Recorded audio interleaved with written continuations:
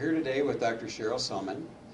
And Dr. Selman, you were one of the pioneers in bringing up the problems associated with HRT, hormone replacement therapy. You were writing about it about a year and a half before that 3-year period where that's all you heard about. Now, we haven't heard anything for the last 18 months or 2 years. Can you talk to us about what HRT is and also what the problems are and where we are today with the concept? Absolutely. You know, when I began my research that led to hormone heresy, I was going through my own hormonal challenges, and I needed to investigate what to do with the symptoms that I was experiencing and the best way to address them. So I began to look into the subject of hormone replacement therapy. Now, this was a few years back.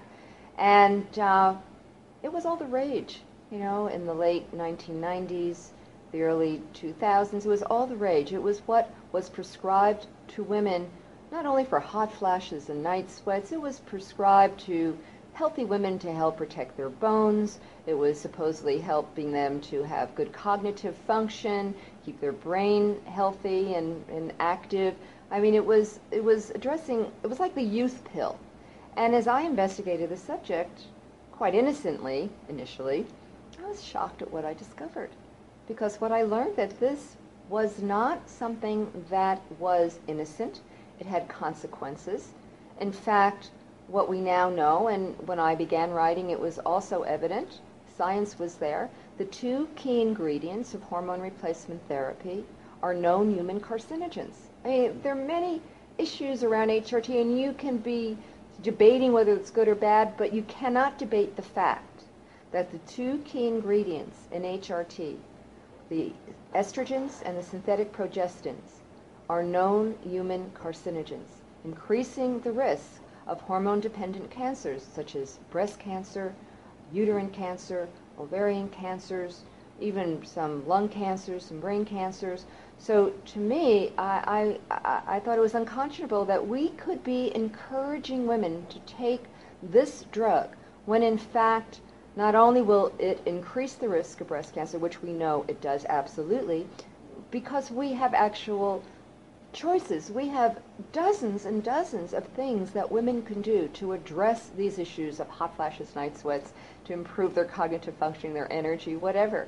And this was the beginning of a passion for me to support women in getting truthful information, because the prescribing of hormone replacement therapy has maimed women, has caused major illnesses, and in too many cases has actually cost women their lives. And we also know that HRT increases the risk of strokes, blood clots. We know that it actually has done nothing to prevent osteoporosis.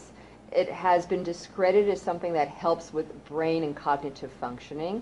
We know that can increase the incidence of heart disease. It can cause inflammation in the body, increases autoimmune diseases, causes gallbladder disease.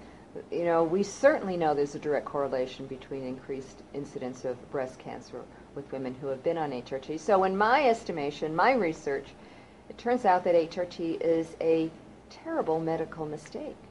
And it should never have been prescribed en masse to the millions of women who it was given to.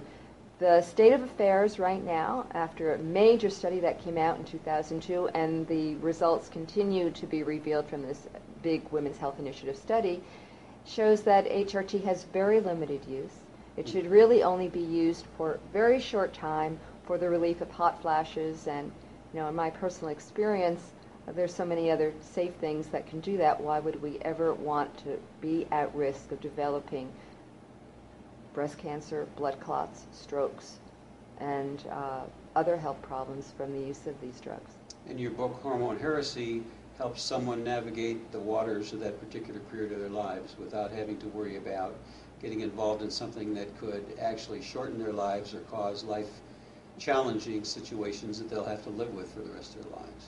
Absolutely. You know, it really encourages women to, first of all, understand this process correctly, and then to take the kinds of steps that not only will alleviate any symptoms that she may be having, but actually encouraging her to get even healthier. All hormonal imbalance is a symptom of poor health, and if we can get committed to our health, we will, eliminate the symptoms, and we'll get a whole lot healthier as a result. Thank you very much for that information. You're welcome.